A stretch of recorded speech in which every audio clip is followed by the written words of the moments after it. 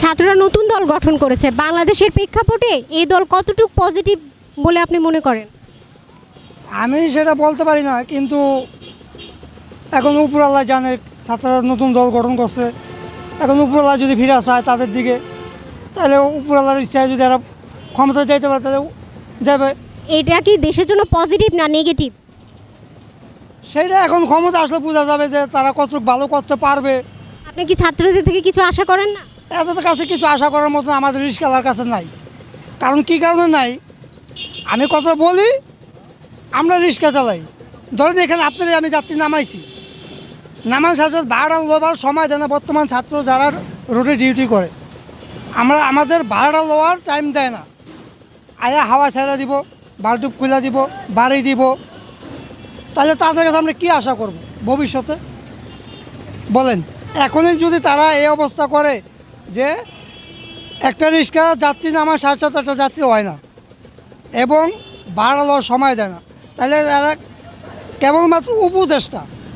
যদি তারা সরকার গঠন করে তাহলে তো তারা কী অবস্থা করবে একমাত্র উপরওয়ালা জানে এবং তারা জানে। কেন, ছাত্রদের ব্যাপারে কি আপনি হতাশ? হ্যাঁ, অবশ্যই হতাশ। আমার এই দুদিন আমার 4টে স্পোকাই ডালছে বাড়ি দিয়া, আমার 2 চাকা হাওয়া ছেড়ে দিছে। তাহলে তাদের কাছে আমি কী আশা করব বলেন? আচ্ছা, বর্তমান দ্রব্যমূল্য নিয়ে বলেন। এখন তো রমজান মাস প্রায় শুরু হয়ে যাচ্ছে আগামীকাল থেকে। দ্রব্যমূল্য কি সহনশীল? গরিব মানুষদের কি মানে খাওয়ার? মেসে খাই, আমি বাজার করি না, আমি বলতেই না। তাই না? হ্যাঁ, আমি মেসে খাই, মেসে থাকি।